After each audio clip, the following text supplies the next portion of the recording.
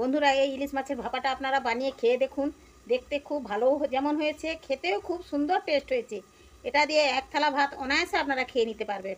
এই রেসিপিটা কিভাবে বানাই দেখুন। বন্ধুরা দেখুন, আজকে বাজার থেকে ইলিশ মাছ নিয়ে এসেছে। আমি এই ইলিশ মাছটাকে বেগুন দিয়ে ঝাল বানাবো।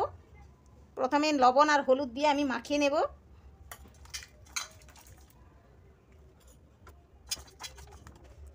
এই মাথাগুলোকে আমি পুঁই শাক দিয়ে রান্না করব, আর ইলিশ মাছটাকে বেগুন দিয়ে ঝাল বানাবো। দেখুন কিভাবে বানাই। আমি পরিমাণ মতো লবণ দিয়ে দেব আর হলুদ দিয়ে মাখিয়ে নেব। এটা তেল গরম হয়ে গিয়েছে, আমি বেগুনটা ভেজে নেব।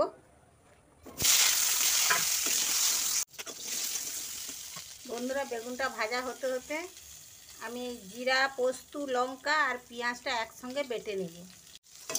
বন্ধুরা, আমার বেগুনগুলো ভাজা হয়ে গিয়েছে, আমি নামিয়ে নেব।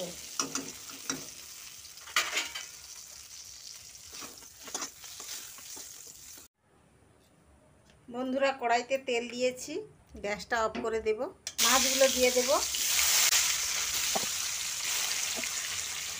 আর এই মশলাটা দিয়ে দেব।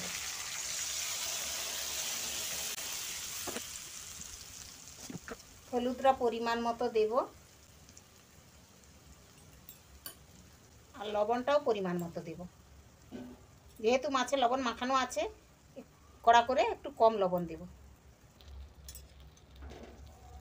হাত দিয়ে ভালো করে মেখে নেব।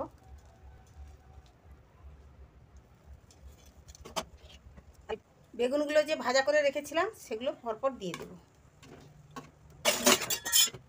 মশলা ধোয়া জলটাও দিয়ে দেবো ওর মধ্যে।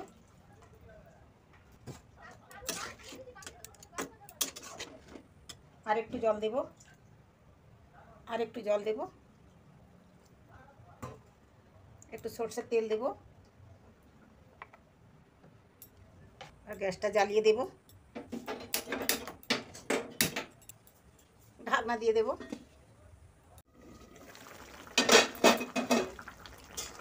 দেখুন বন্ধুরা, কালারটা কত সুন্দর হয়েছে, গন্ধটাও খুব সুন্দর হয়েছে। ও, এটা দিয়ে এক থালা ভাত অনায়াসে খাওয়া হয়ে যাবে। বন্ধুরা, আমার এই রেসিপিটা যদি আপনাদের ভালো লেগে থাকে, প্লিজ লাইক, কমেন্ট, শেয়ার করবেন। কেমন বন্ধুরা?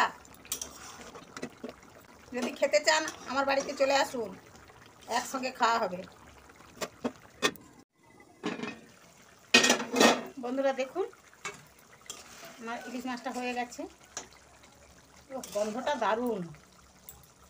নামানোর একটু আগে আমি একটু কাঁচা সরষের তেল দিয়ে নামিয়ে নেব। লবণটাও পারফেক্ট হয়েছে। বন্ধুরা দেখুন, কত সুন্দর হয়েছে এই ইলিশ মাছের ভাপাটা। আপনারাও ওইভাবে বানিয়ে খাবেন, দেখবেন খুব ভালো লাগবে। আজকে রাখছি।